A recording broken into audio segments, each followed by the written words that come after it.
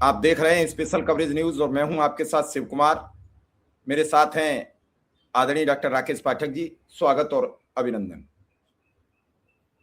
राहुल गांधी अब प्रधानमंत्री नरेंद्र मोदी को खुला चैलेंज दे रहे हैं और वो अभी नहीं दे रहे हैं, वो सदन में दे रहे हैं, वो सड़क पर दे रहे हैं और वो सभी जगह खुला चैलेंज देते दिख रहे हैं। बीते दिनों गृह मंत्री अमित शाह ने नक्सलवाद को लेकर छत्तीसगढ़ के पूर्व मुख्यमंत्री भूपेश बघेल पर तमाम आरोप लगाए। उन्होंने कल खुलकर कह दिया कि हम खुली डिबेट करने के लिए गृह मंत्री से तैयार हैं, वो सबूत पेश करें। हालांकि इस पर कई पत्रकारों ने भी ये सवाल किया कि अमित शाह कई बार सदन को गुमराह करने वाला बयान दे चुके हैं। हालांकि बीजेपी समर्थक पत्रकार भी उनके समर्थन में उतरे और बोले उनके पास तथ्य होंगे, लेकिन आज तक कभी भी किसी बात के किसी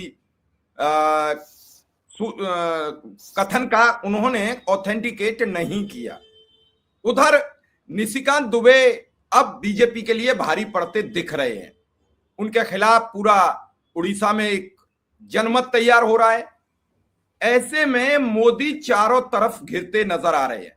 हम गैस तेल इस पर भी बात करें तो ये चूंकि विश्वव्यापी संकट है, इस पे हम घिरने पे बाद में आएंगे। पहले राजनीतिक माहौल में कैसे घिर रहे हैं। बंगाल में ममता दीदी उन पर कई तरीके के आरोप लगा रही हैं। पिछली बार बीजेपी और ममता बनर्जी के बीच 60 लाख वोटों का डिफरेंस था। इस बार 60 लाख वोट काट दिए गए हैं, तो क्या डिफरेंस बराबर कर दिया गया है। उधर राहुल गांधी कह रहे हैं कि हम जी चाहे वहां डिबेट कर लो, जी चाहे वहां आ जाओ मैदान में, हम खुले तैयार हैं। राकेश सर, इस पूरे मामले को कैसे देख रहे हैं। देखिए शिव कुमार, राहुल गांधी जिन तेवरों के साथ इस वक्त नरेंद्र मोदी पर हमलावर हैं, जिस तरह से वे नरेंद्र मोदी की छवि को पूरी तरह से धूल धूसरित करने पर आमादा हैं, उनकी ब्रांड इमेज, उनका जो भय, खौफ, डर देश और समाज में पिछले 10 सालों से था, उसे पूरी तरह खत्म करने पर आमादा हैं। तो राहुल गांधी के इन तेवरों के लिए मुझे अक्सर गैंग्स ऑफ वासेपुर का एक डायलॉग याद आता है। आपको याद होगा शिव कुमार जी, उसमें एक डायलॉग है, फैजलवा सबका बदला लेगा। फैजल उसमें एक कैरेक्टर है, अपने बाप का बदला लेगा, चाचा का बदला लेगा, फलाने का, सबका बदला फैजलवा लेगा। फैजलवा सबका बदला लेगा। राहुल गांधी नरेंद्र मोदी के साथ जो सलूक कर रहे हैं, वो पंडित जवाहरलाल नेहरू, महात्मा गांधी, पंडित जवाहरलाल नेहरू, इंदिरा गांधी से लेकर मनमोहन सिंह तक सबका बदला ले रहे हैं। सबसे बड़ा बदला तो वो ये ले रहे हैं कि नरेंद्र मोदी नाम का जो तुमार बांधा गया था, जो एक लार्जर देन लाइफ इमेज बनाई गई थी कि भीम का है कोई नॉन बायोलॉजिकल, उन्होंने खुद भी कह दिया, उनके समर्थक तो उन्हें मानते ही थे कि वे अवतारी हैं।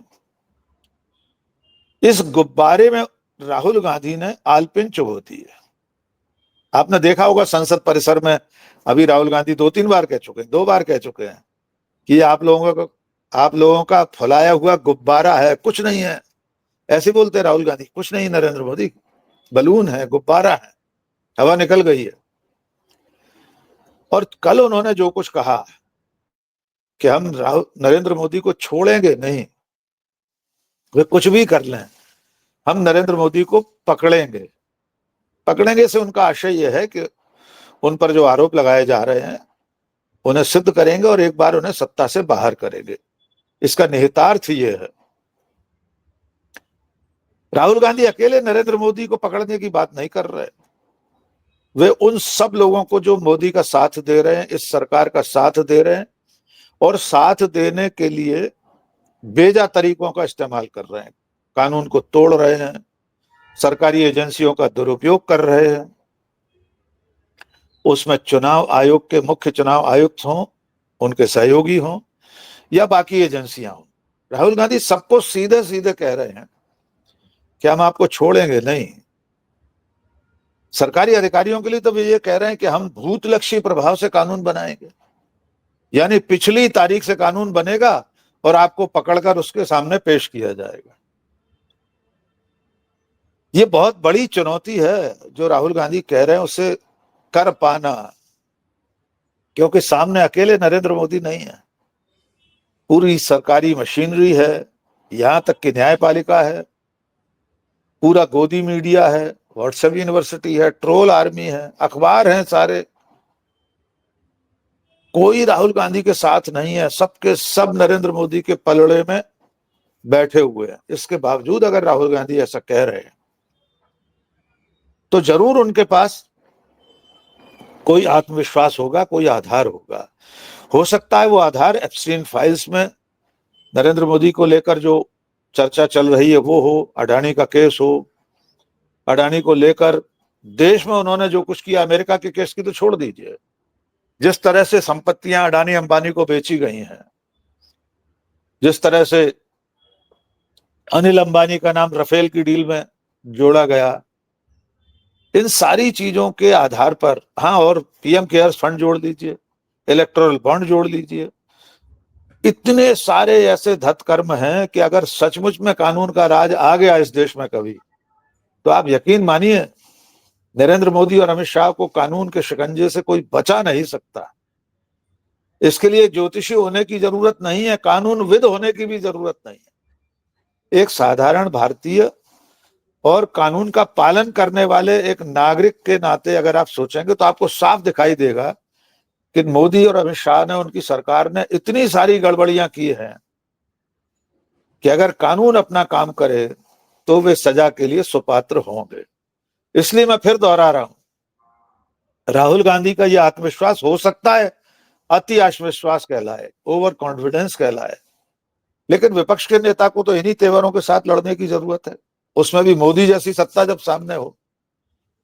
तो देखते हैं आगे क्या होता है, और इस चुनौती का पहला नतीजा आ जाएगा अभी 5 राज्यों के चुनाव में। देखते हैं कांग्रेस क्या कर पाती है। जी सर, ये 5 राज्यों के चुनाव करो मरो की स्थिति है कांग्रेस के लिए। बिल्कुल। बीजेपी यहाँ 3-2 का परिणाम चाहती है कि 3 राज्यों में हम जीत जाएं, कांग्रेस और विपक्ष 2 राज्यों पर सिमट जाए, जबकि फिलहाल विपक्ष के पास 2 ही राज्य हैं। वो एक वामपंथी दल के पास है, एक डीएमके के पास है, एक ममता बनर्जी, क्षमा चाहेंगे 3 राज्य। वो एक आंकड़ा तोड़ना चाहते हैं, या तो बंगाल जीतकर या केरल जीतकर, पूरी कोशिश कर रहे हैं। होगा क्या परिणाम अभी अंधेरे में है, लेकिन अगर विपक्ष 3-2 से उन्हें पराजित करता है या 4-1 से पराजित करता है तो भाजपा भी क्या बैकफुट पर आएगी? देखिए, पहले तो आंकड़ा दुरुस्त कीजिए, सिर्फ असम को छोड़कर बाकी सब जगह गैर भाजपा सरकार है। केरल में भी तो वामपंथी सरकार है। नहीं, केरल, पंडुचेरी में सर बीजेपी की है। अच्छा, पुडुचेरी, करेक्ट जी, 3 ही है। वो मैं गलत हूं। तो पुडुचेरी और असम तो उनके लिए ऐसा है कि अपनी सत्ता बचानी है।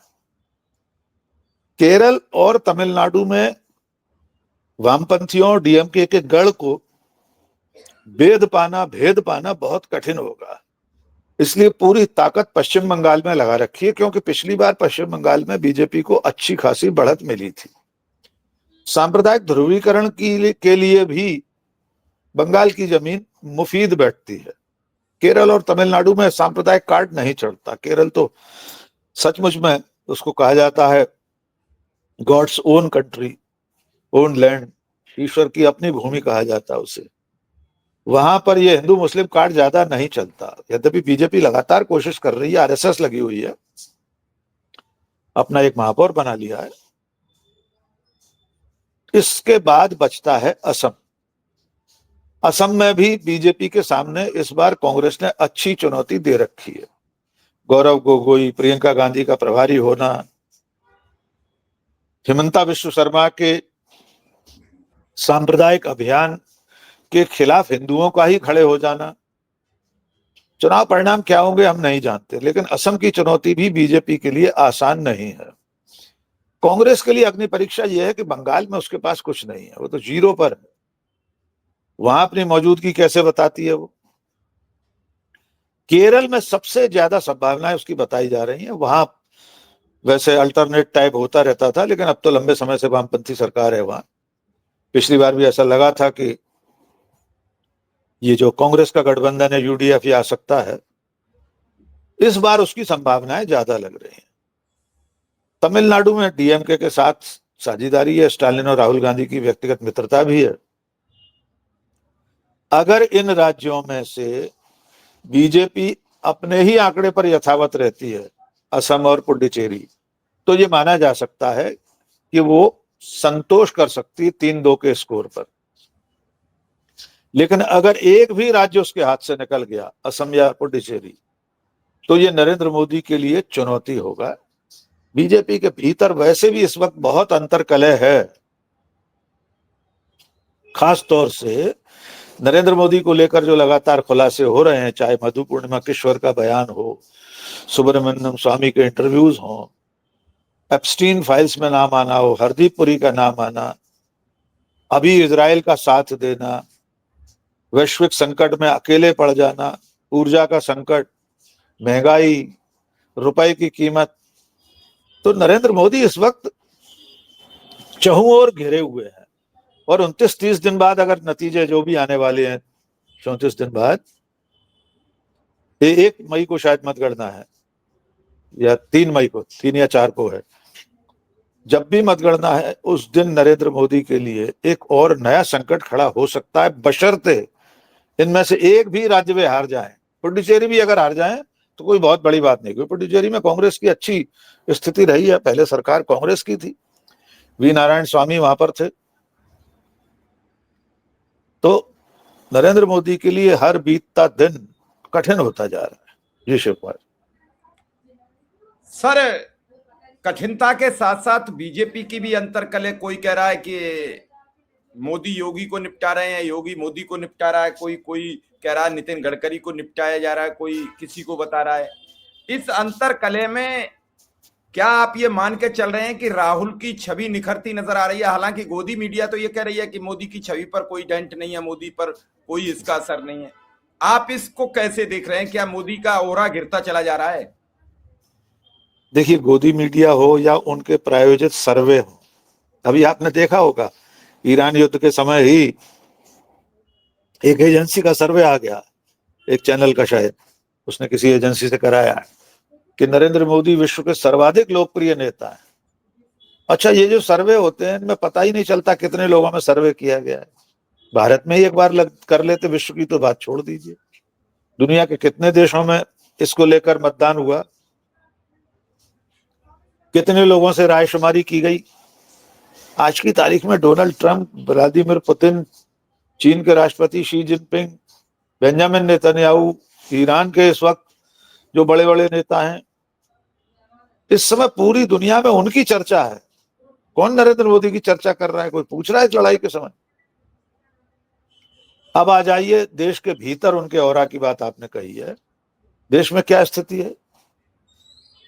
पेट्रोल पंपों की, गैस डीलर्स की लाइनों में, गैस एजेंसियों की लाइन में लगी हुई जो जनता है, उसके बयान, उसके इंटरव्यू सुन लीजिए। आज तो शायद एक वीडियो वायरल हो रहा है, नरेंद्र मोदी कहीं रोड शो कर रहे थे तो जनता की तरफ से आवाज आई, अंकल गैस नहीं मिल रही है। हमें नहीं पता वो सही है या गलत है, लेकिन अब तो चैनलों की डिबेट में सुधांशु त्रिवेदी जैसे व्यक्ति के सामने, जो वहां ऑडियंस बुलाई जाती है, उसने खड़े होकर कह दिया गैस नहीं मिल रही है, आप झूठ बोल रहे हैं। तो बीजेपी के साथ सबसे बड़ी दिक्कत यह है कि नरेंद्र मोदी के अपने जुमले, उनके पुराने भाषण उनके लिए काल बन रहे हैं। $1 95 को पार कर गया। नरेंद्र मोदी के कितने भाषण वायरल हो गए पुराने। उस पर करेला ऊपर से नीम चढ़ा, निर्मला सीतारामन, वे संसद में कहती हमारा रुपया अच्छा चल रही है। अब ये अच्छा चल रही, चलते चलते रुपया 100 के करीब पहुंचने वाला है, बहुत ही अच्छा चल रहा है। तो इन सब घटनाक्रमों का दुष्प्रभाव नरेंद्र मोदी, उनकी इमेज, उनके ऑरा पर भी पड़ रहा है। और दूसरी तरफ राहुल गांधी लगातार बढ़त लिए हुए हैं। हमें नहीं मालूम अगले चुनाव में क्या नतीजे आएंगे, लेकिन जनता इतना तो जान रही है कि राहुल गांधी समय से पहले कई ऐसे विषयों पर चेता देते हैं जिन पर सरकार लापरवाह बनी रहती। इस ऊर्जा संकट के बारे में भी राहुल गांधी हमेशा से चेताते रहे थे, संसद से लेकर आम सभाओं में, प्रेस कॉन्फ्रेंस में, पत्रकारों से बातचीत करते हुए। तो स्वाभाविक है राहुल गांधी की छवि निखर रही है। अब वे आगे चुनावी जीत तक अपने आप को कैसे ले जाते हैं, जनता किस रूप में उन्हें आगे चलकर लेगी, ये भविष्य बताएगा। लेकिन फिलहाल राहुल गांधी ने नरेंद्र मोदी को सीधी सीधी आमने सामने की आर पार की चुनौती दे रखी है और नरेंद्र मोदी बैकफुट पर है। जी चलिए सर, आपने बड़ी डिटेल में बात बता दी है, कहां कहां फंसते नजर आ रहे हैं, कहां कहां रुक रहे हैं। तो फिलहाल इस खबर को यहीं विराम देंगे। आपका बहुत बहुत आभार, बहुत बहुत धन्यवाद।